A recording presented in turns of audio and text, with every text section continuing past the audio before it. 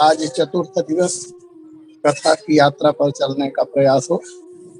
भगवान की महती कृपा एवं आप सबके सौजन्य से यह शुभ अवसर प्राप्त हुआ है, इसलिए समय सीमा में कुछ बातें रखने का प्रयास करूं।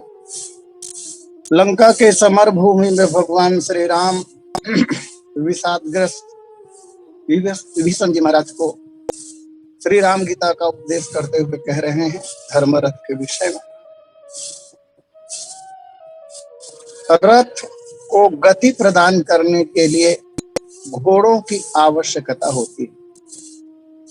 जब तक रथ में घोड़े न जोते जाएं, रथ आगे बढ़ ही नहीं सकता। इसी तरह जीवन को धर्ममय बनाने के लिए, इस धर्म रथ को आगे बढ़ाने के लिए भी जिन घोड़ों की चर्चा भगवान राम ने महाराज विभीषण से की है, गोस्वामी जी महाराज की लेखनी से, मैंने जैसा कि निवेदन किया था, धर्मरथ में 4 घोड़े जोते जा रहे हैं। एक घोड़े को कहा गया बल, दूसरा विवेक, बल विवेक, तीसरा घोड़ा है दम और चौथा घोड़ा है परोपकार परहित।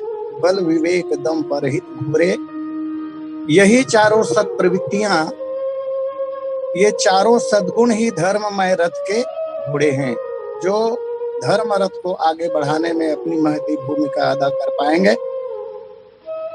प्रथम घोड़े का नाम दिया भगवान श्री राम ने बल। आप सब लोग जानते हैं बल बहुत प्रकार के होते हैं। शारीरिक बल, यह भी एक बल है। तप बल, जैसा कि मानस जी में ही चौपाई आती है, तप बल रचई प्रपंच विधाता, तप बल विष्णु सकल जगत्राता, तप बल शंभु करहि संघारा, तप बल शेष धरई मही भारा, तपस्या का बल। और इसी तरह परिवार का बल, धन बल, जन बल, और अंत में एक बल और आता है जिसको कहा जाता है आत्मबल। श्रीमद् भागवत महापुराण के 11वें स्कंद के 19वें अध्याय में प्राणायाम को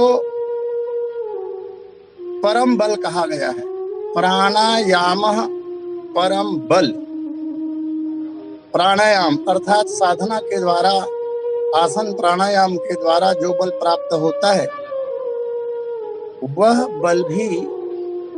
वह बल अन्य बलों से ज्यादा श्रेयस्कर माना गया है। प्रश्न यहाँ पर यह है, गोस्वामी जी महाराज ने कहा तो कि बल का घोड़ा, जैसा कि राम जी कह रहे हैं विभीषण से, धर्मरथ का घोड़ा जो पहला घोड़ा है वो है बल, और बल बहुत प्रकार के होते हैं। तो धर्मरथ में कौन सा बल का घोड़ा उपयुक्त होता होगा? स्वामी प्रज्ञानानंद सरस्वती जी महाराज ने सभी प्रकार के बलों का समावेश किया है, लेकिन अन्य विद्वान और यहाँ पर विजयानंद जी त्रिपाठी आदि विद्वान जो है वो कहते हैं कि नहीं, यहाँ आत्मबल का घोड़ा जो है वही ज्यादा श्रेयस्कर है।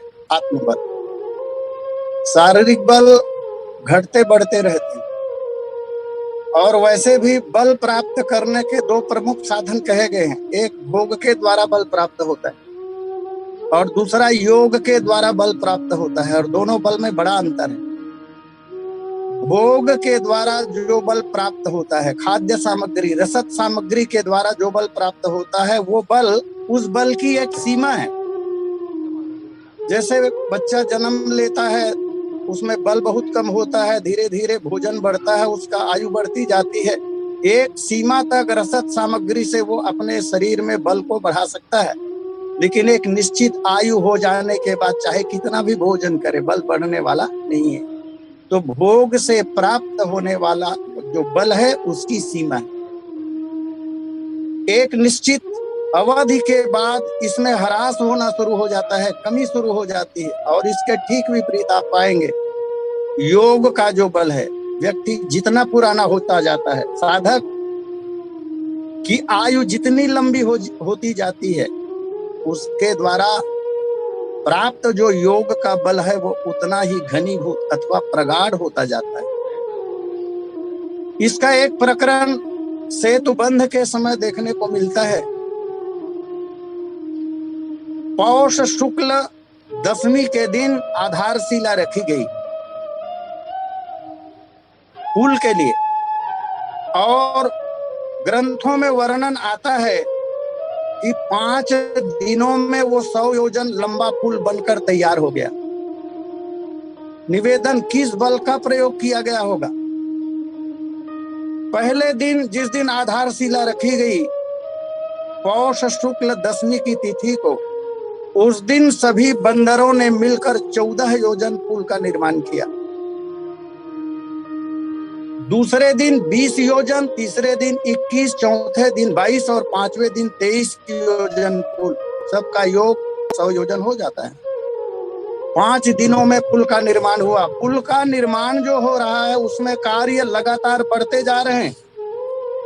पहले दिन 14 योजन का पुल बनाया और दूसरे दिन 20 योजन लंबा पुल बन गया, जबकि बंदरों का भोजन करना उस प्रसंग में पाया ही नहीं जाता। जिस दिन अंजनी नंदन हनुमान जी महाराज माता सीता जी का पता लगाकर आए हैं और मधुबन में प्रवेश किए हैं, उसी दिन बंदरों का फल खाना लिखा है। तब मधुबन भीतर सब आए, अंगद सम्मत मधुफल खाए। और उसके बाद में फिर बंदरों का फल खाना पाया नहीं जाता। व्यवहारिक दृष्टि से अगर देखें, आदमी विश्राम किया हुआ है और किसी कार्य की शुरुआत करता है तो पहले दिन या 1-2 दिन काम ज्यादा कर पाता है, और जैसे जैसे दिन बीतते जाता है, कार्य आगे बढ़ता है, शरीर में थकावट आती है, इधर भोजन बढ़ जाता है। भोजन के बढ़ जाने के बाद भी कार्य में कमी देखी जाती है। व्यवहारिक सत्य यही है। लेकिन पुल का निर्माण जिस समय किया गया, उस समय बंदर बिना भोजन किए, बिना रसद सामग्री के, बिना भोगों के कार्य अधिक कर रहे हैं, ऐसा दिखाई दे। ये शरीर का बल तो रहा होगा, लेकिन शरीर के बल से ज्यादा अगर कोई बल है तो वो लगता है आत्मबल ही होगा अथवा यौगिक शक्ति का प्रयोग हुआ होगा, क्योंकि शारीरिक बल से ऐसा हो पाना संभव नहीं है। इसलिए इस प्रसंग में भी धर्ममय रथ को आगे बढ़ाने के लिए जिस बल की आवश्यकता है वो बल है आत्मबल अथवा प्राणायाम का बल। व्यक्ति के शरीर में बहुत बल तो हो, आदमी बहुत बलवान हो, लेकिन आत्मबल यदि उसका कमजोर हो तो अपनी जिंदगी सार्थक नहीं कर सकता। शरीर में इसके विपरीत यदि बल थोड़ा कम हो और आत्मबल अगर उसका ऊंचा हो तो आदमी अपनी मंजिल तक पहुंच पाता है, ऐसा देखा गया। गंगोत्री की यात्रा पर महात्मा आनंद स्वामी सरस्वती महाराज चले जा रहे थे। पगडंडी में चलते हुए फिसल कर गिरे, उनका एक पैर टूटा, लेकिन आत्मबल इतना तगड़ा था। लोगों ने कहा कि महाराज लौट चलें, इलाज करवाएं। नहीं नहीं नहीं, हम चले जाएंगे, पहुंच जाएंगे। और एक पैर क्षतिग्रस्त होने के बाद भी आत्मबल ऊंचा होने के कारण गंगोत्री की सफलतापूर्वक यात्रा संपन्न कर ले महाराज।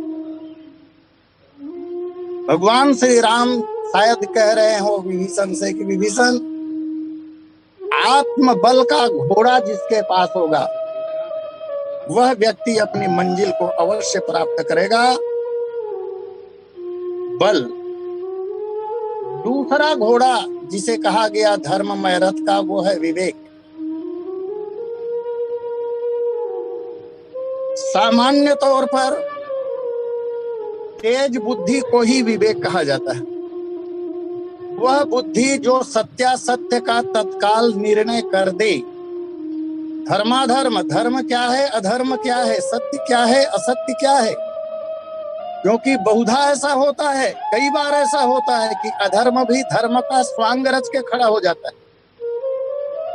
परिस्थितियों को देखने से ऐसा लगता है कि यह धर्म है, लेकिन वो धर्म होता नहीं है, अधर्म है, अधर्म सिद्ध हो जाता है। और कभी कभी अधर्म लगने वाला भी धर्म दिखाई देता है। जैसे किसी की तपस्या को भंग करना है तो अधर्म है। और भगवान श्रीमन नारायण ने स्वयं ऐसा किया जालंधर की पत्नी के साथ। ये प्रकरण आता है। बाहर से देखने पर लगता है अधर्म हो रहा, लेकिन अधर्म है नहीं, महान धर्म है, परम धर्म है। सिद्धांत ये है कि सामान्य धर्म की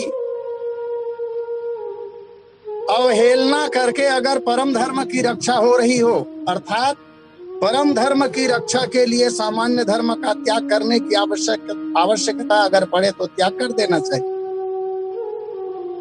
इस सिद्धांत के अनुसार यहां भी विवेक, तीक्ष्ण बुद्धि। अब बुद्धि भी बहुत प्रकार की होती है। सामान्य तौर पर बुद्धि दो ही प्रकार की होती है, एक सद्बुद्धि और दूसरी कुबुद्धि। कुबुद्धि को छोड़ दिया जाए, काम का है नहीं वो। सद्बुद्धि के भी बहुत से प्रकार होते हैं। एक सामान्य बुद्धि, अच्छी बुद्धि है लेकिन सामान्य है। और सामान्य से तेज बुद्धि अगर हो गई, प्रखर बुद्धि, मेधा बुद्धि जिसको कहते हैं, मोर देन 75% मार्क्स, 75% से ज्यादा नंबर जो बच्चा पाता है कहते हैं मेधावी छात्र है। मेधा बुद्धि। और मेधा बुद्धि से आगे एक बुद्धि और होती है जिसका नाम है प्रज्ञा बुद्धि। शतावधानी की श्रेणी में आने वाले लोगों की बुद्धि। और उससे आगे भी एक बुद्धि और होती है जिसका नाम है ऋतंभरा बुद्धि। मैं निवेदन कर रहा था विवेक पर। विवेक उसे कहते हैं जो सत्यासत्य का तुरंत निर्णय कर दे, उस बुद्धि का नाम है विवेक। 80 के दशक में मैंने एक दृष्टांत सुनी थी जगतगुरु शंकराचार्य जी महाराज से, मुझे स्मरण आ रहा है। विवेक के ऊपर ही है वो दृष्टांत। किसी राज्य का एक राजा था और राजा ने एक राजाज्ञा दे रखी थी कि कोई भी व्यक्ति अपने रथ में 4 घोड़े जोतकर मेरी कचहरी के आसपास नहीं आएगा। राजाज्ञा का पालन सब लोग कर रहे थे, क्योंकि राजा के पास में जो रथ हुआ करता था उसमें 4 घोड़े जोते जाते थे। अब कोई दूसरा सामान्य व्यक्ति अपने रथ में 4 घोड़े जोत के अगर आ जाए तो वो तो राजा के समकक्ष हो जाएगा, अवहेलना होगी राजा की। इसलिए उन्होंने राजाज्ञा दे दी थी कि कोई भी 4 घोड़े जोत कर नहीं आएगा, और अगर कोई आया, हमारे आदेश का अगर किसी ने उल्लंघन किया तो उसे फांसी की सजा दी जाए।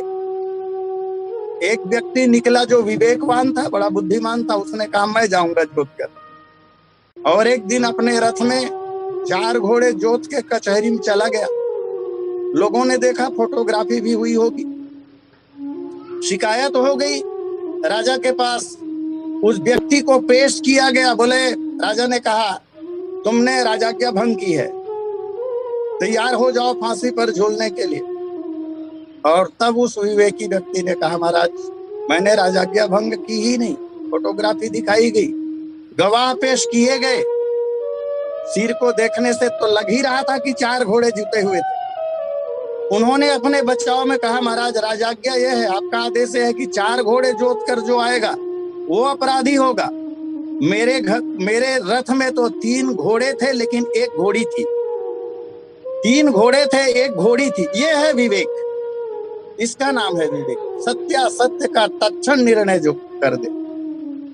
महाराज राम ने कहा, सखा विभीषण, धर्ममय रथ में 4 घोड़े जुटे होंगे और इनमें से, क्षमा कीजिएगा, भगवान राम के पास 4 सशक्त घोड़े हैं, लेकिन रावण के पास केवल 2 ही दिखाई देते। रावण के पास केवल 2 घोड़े हैं, 2 घोड़े रावण के पास हैं ही नहीं। रावण के पास कौन से 2 घोड़े हैं? तो रावण के पास ये 2 घोड़े हैं। पहला बल का घोड़ा है और दूसरा बुद्धि का घोड़ा है। बुद्धि का घोड़ा है, बड़ा विद्वान है, प्रकांड विद्वान है, कथाएं बहुत सी हैं इनकी। और 2 घोड़े हैं ही नहीं, इसलिए धर्म के मार्ग पर रावण चल ही नहीं सकता है और इस युद्ध में उसकी विजय हो भी नहीं सकती। श्री राम ने कहा, सखा विभीषण, ये 4 घोड़े मेरे पास है। एक तो बल का और दूसरा विवेक का, तीसरा घोड़ा भी बहुत महत्वपूर्ण है। इस घोड़े का नाम दिया दमन, इंद्रिय दमन जिसको कहते हैं, इंद्रिय निग्रह। 10 इंद्रियां होती हैं, 5 ज्ञानेंद्रियां और 5 कर्मेंद्रियां। ये इंद्रियां ही व्यक्ति को नरक की ओर ले जाने का मार्ग प्रशस्त करती हैं। इसलिए जिनके जीवन में इंद्रिय निग्रह है वो तो नरक की यात्रा से बच जाते हैं। जीवन को सफलतापूर्वक संपन्न करने के लिए, जीने के लिए इंद्रिय निग्रह अति आवश्यक। ये घोड़ा रावण के पास बिल्कुल भी नहीं। और यदि होता, इंद्रिय निग्रह की बात उसके जीवन में अगर होती तो जीती बरी निज बाहुबल किन्नर नाग कुमारी गोस्वामी जी क्यों? ये घोड़ा उनके पास नहीं है। अंत में एक घोड़े का नाम और दिया, उस घोड़े को कहा गया परहित अर्थात परोपकार। दूसरों की भलाई को भी थोड़ी सी बारीकी से समझने की आवश्यकता मैं महसूस करता हूँ। एक व्यक्ति दूसरे व्यक्ति की मदद कर रहा है, लगता तो है कि परोपकार कर रहा है, लेकिन वो परोपकार की सीमा में वो कर्म तब आएगा जब स्वार्थ की भावना नहीं होगी। निस्वार्थ होकर अगर किसी की मदद करे तब तो परोपकार है। और जो आज कर रहा है, किसी की मदद कर रहा है, उसके बदले कुछ पाने की अभिलाषा मन में है, तो परोपकार नहीं होगा। ये तो व्यापार हुआ। जीवन में परोपकार का बड़ा महत्व है। रामचरितमानस में गोस्वामी जी महाराज ने संकेत भी किया, परहित सरिस धर्म नहीं भाई, पर पीड़ा सम नहीं अधमाई। परोपकार का बड़ा महत्व है। जिस समाज में हमने जन्म लिया, जिस देश में हमने जन्म लिया, जिस मिट्टी में हमने खेला, जिस मिट्टी में उत्पन्न हुए, अन्न को खाकर हम पुष्ट हुए, उसके प्रति हमारा कुछ कर्तव्य भी है। जिस समाज का स्नेह हमें प्राप्त हुआ, उस समाज के लिए कुछ करना। हमारे अपने आसपास जो लोग दिखाई देते हैं ये पराये नहीं है, सब अपने हैं। इनके लिए कुछ करना यह मानव का परम कर्तव्य है। भगवान श्री राम ने कहा, विभीषण, ये 4 घोड़े मेरे पास हैं, बल, विवेक, दम और परहित। इन्हीं घोड़ों की आवश्यकता क्यों धर्ममय रथ के लिए? बहुत महत्वपूर्ण बात साहित्य में आता है। बल से प्राणमय कोश पुष्ट होता है। हमारे शरीर के अंदर कुछ कोश हैं, जैसे अन्नमय कोश, प्राणमय कोश, मनोमय कोश, विज्ञानमय कोश, ये कोश हैं। तो भोजन जब किया जाता है उससे रस निकलता है और विभिन्न प्रक्रियाओं से गुजरता हुआ जब बल मिलता है तो इससे प्राणमय कोश जो है वो पुष्ट होते हैं। इंद्रियों के दमन करने से अन्नमय कोश पुष्ट होते हैं, इंद्रियों के दमन करने से। स्वस्थ रहने के लिए इसीलिए तो उपवास किया जाता है। दमन से अन्नमय कोश और परोपकार करने से मनोमय कोश पुष्ट होता है। और जब विवेक आता है आदमी के जीवन में तब विज्ञानमय कोश पुष्ट होता है। एक कोश के बिगड़ जाने पर अन्य कोश ठीक रह ही नहीं सकते। इसलिए भोजन आदि पर बहुत विचार किया गया हमारे शास्त्रों में। अगर अन्नमय कोश बिगड़ा तो मनोमय कोश ठीक रह ही नहीं सकता। अन्नमय कोश के बिगड़ जाने पर मनोमय कोश बिगड़ेगा, मनोमय कोश के बिगड़ जाने पर विज्ञानमय कोश बिगड़ेगा और विज्ञानमय कोश के बिगड़ जाने पर साधना में अथवा भगवान की ओर मन जा ही नहीं सकता है। इसलिए बल जिसे कहा गया प्राणायाम का बल वो अत्यधिक महत्वपूर्ण है। श्री राम ने कहा ये चारों घोड़े हमारे पास हैं। अब प्रश्न ये पैदा होता है कि इन घोड़ों को जोता कैसा जाए रथ में। घोड़े तो चार हैं। कुछ तस्वीरों में हम देखते हैं भगवान सूर्य नारायण का रथ है और उसमें 7 घोड़े समानांतर जुते होते हैं। क्या धर्ममय रथ में भी चारों घोड़े एक साथ समानांतर जोते जाते होंगे? लेकिन ग्रंथों में ऐसा पढ़ने को हमें तो कम से कम नहीं मिला। जो पढ़ने को मिला जो ज्ञात है वो ये है कि धर्ममय रथ के इन 4 घोड़ों में से 2 घोड़े आगे होते हैं और 2 घोड़े पीछे होते हैं। 1-2 नंबर 2 घोड़े सामने रहेंगे और 2 घोड़े पीछे होंगे। अब इन घोड़ों में ये विचार करना होगा कि कौन से घोड़े आगे होंगे और कौन से घोड़े पीछे होंगे। पीछे रहने योग्य घोड़ों को अगर हमने आगे कर दिया तो भी रथ को वास्तव में जिधर जाना चाहिए उधर रथ जा नहीं पाएगा, काम बिगड़ जाएगा। और जिन घोड़ों को आगे होना चाहिए उनको पीछे कर दिया तब भी ठीक तरह से गति नहीं हो पाएगी। इसलिए 2 उचित घोड़ों को सामने रखने की आवश्यकता पड़ेगी और 2 उचित घोड़ों को पीछे रखने की आवश्यकता हो। निवेदन, चारों घोड़े समान बल वाले होंगे। अगर आगे वाले घोड़े ज्यादा तेज हो गए, ज्यादा बलवान हो गए और पीछे वाले थोड़ा कमजोर हो गए तो जितना आगे वाला घोड़ा दौड़ेगा उतना ही पीछे वाला दौड़ेगा, तब तो ठीक गति बनेगी रथ की। और आगे वाला तेज दौड़ रहा है, पीछे वाला कमजोर दौड़ रहा है तो बात बनेगी नहीं। इसलिए चारों घोड़े सम होने चाहिए, सभी घोड़े एक जैसे होने चाहिए। इसका मतलब ये हुआ कि बल, विवेक, दम और परोपकार ये चारों पुष्ट होने चाहिए। जीवन में एक बात ज्यादा है और दूसरा कम है तो हमारा धर्मरथ अपने निश्चित गंतव्य तक नहीं पहुंच पाएगा। 2 कौन से घोड़े आगे होंगे और 2 कौन से घोड़े पीछे होंगे, इस पर विद्वानों में मतभेद है। किसी विद्वान ने ऐसा कहा है कि भाई चौपाई ही कह रही है, बल विवेक जो क्रम है शब्दों का, घोड़ों का, इसी क्रम से घोड़े रहेंगे। किसी ने कहा बल और विवेक जो घोड़े हैं ये आगे रहेंगे और उनके पीछे दम और परोपकार के घोड़े रहेंगे। इसका मतलब ये हुआ कि बल के पीछे दम आएगा पीछे वाले घोड़े में और विवेक के पीछे परोपकार का घोड़ा आएगा। लेकिन यहाँ पर पूज्य राम किंकर जी उपाध्याय महाराज का जो विचार है वो मुझे भाता है।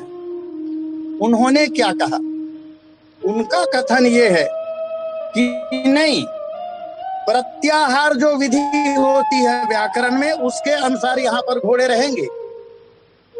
महाराज जी कहते हैं कि बल और विवेक का घोड़ा आगे अगर गया, अगर आगे बल और विवेक के घोड़े को रख दिया जाएगा तो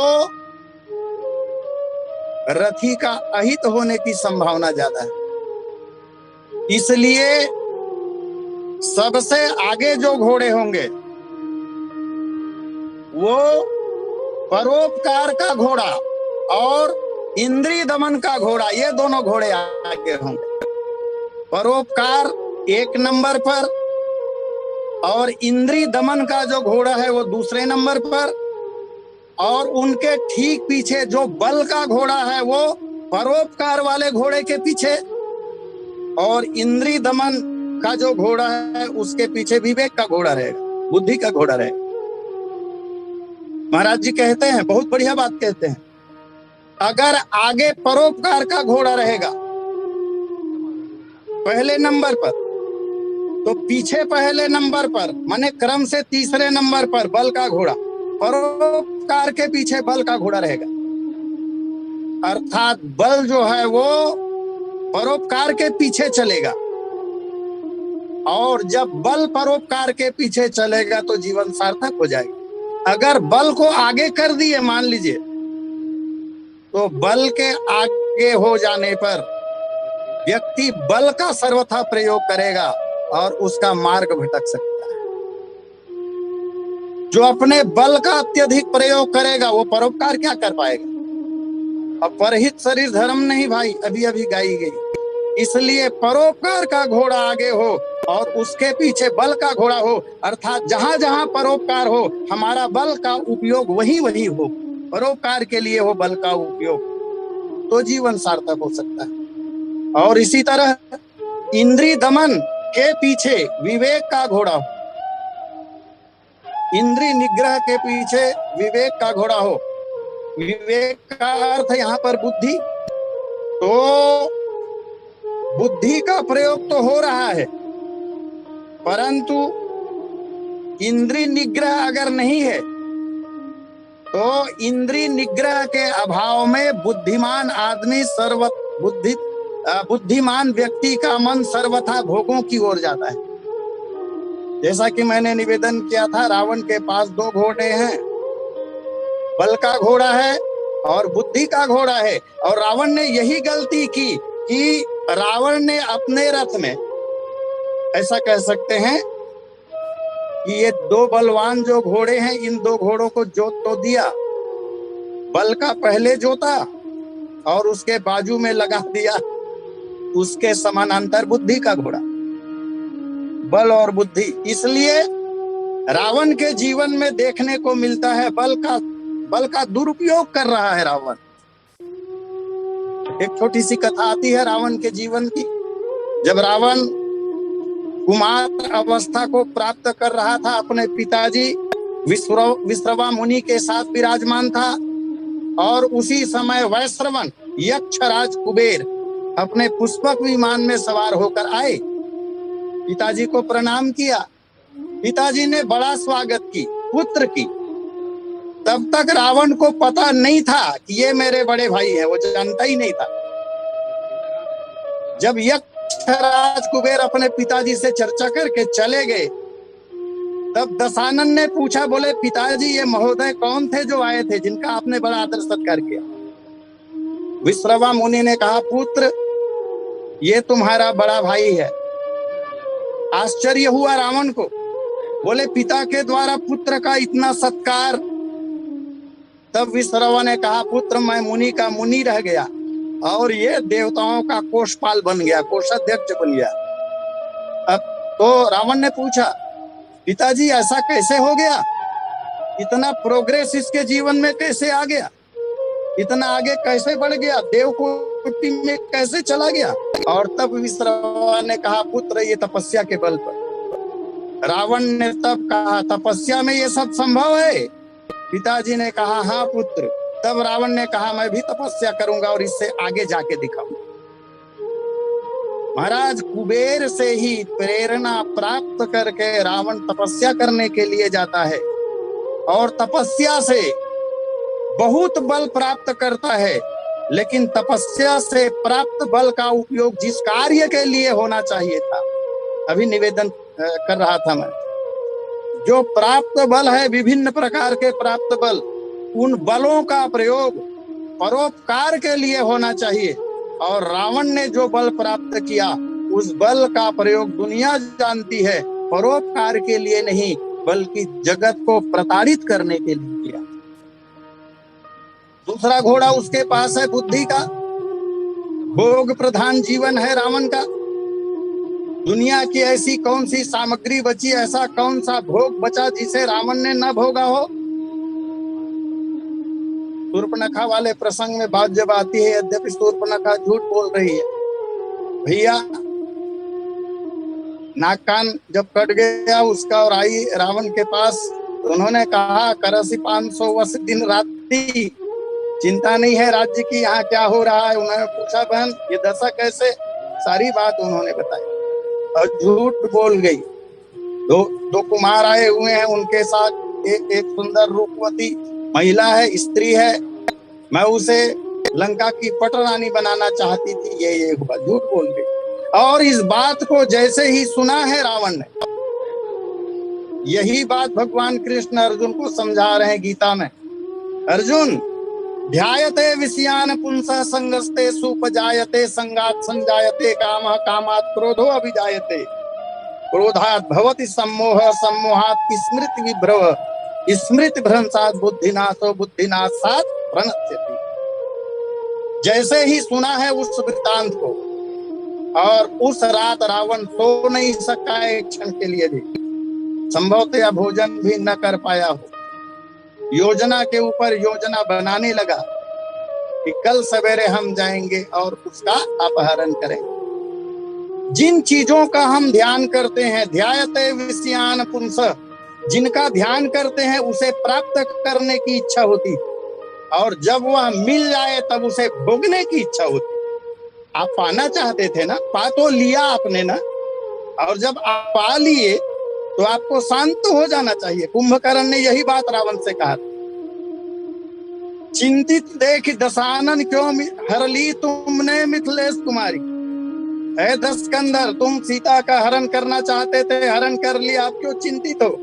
चिंतित आज दशानन क्यों हर ली तुमने मिथिलेश कुमारी। देखा जी भर के उन्हें तुमने। और तब रावण कहा यार मैंने उन्हें जी भर के देखा, लेकिन लखती न कभी क्षण वो हमारी। मैंने तो देखा लेकिन वो नहीं देखती, और मैं चाहता हूँ कि एक बार वो देखे। और तब कुंभकर्ण ने कहा सीता तुम्हें नहीं देखेगी, और अगर तुम्हें अपने आप को सीता की दृष्टि में दिखाना है तो एक काम करो, तुम नकली राम तो बन जाओ। और तब रावण ने कहा ये करके भी मैंने देख लिया, जब जब रूप राम के धारी तब तब सीय लगत महतारी। आदि आदि बातें हैं। इसलिए परोपकार का घोड़ा और इंद्रिय दमन का घोड़ा, ये दोनों घोड़े आगे हों, और परोपकार के पीछे बल हो। हमारा सारा बल, जितना भी बल प्राप्त है वो परोपकार में लग जाए, क्योंकि इससे बड़ा कोई धर्म है ही नहीं। और इंद्रिय दमन के पीछे विवेक का घोड़ा जब लग जाए तो इंद्रिय निग्रह का अनुगमन करेगा। विवेक बुद्धि जो है वो उच्छृंखल नहीं हो पाएगी। बुद्धि भोगों को प्राप्त करना चाहती है, और जब जीवन में इंद्रिय निग्रह की वृत्ति होगी तो हमारी बुद्धि भोगों की ओर न जाकर, भोग की ओर न जाकर योग की ओर जाएगी। और इस तरह हमारा धर्ममय रथ सही दिशा में आगे बढ़ सकता है। महाराज श्री राम ने विभीषण को समझाते हुए यही कहा, और आगे भगवान कह रहे हैं बल विवेक दम परहित घोरे, क्षमा कृपा समता रज जोरे, समय पूर्णता की ओर है। एक संकेत करूं मैं, घोड़े यहाँ 4 हैं, लेकिन उन घोड़ों को बांधने के लिए, उन घोड़ों को कंट्रोल करने के लिए महाराज रस्सी 3 ही है।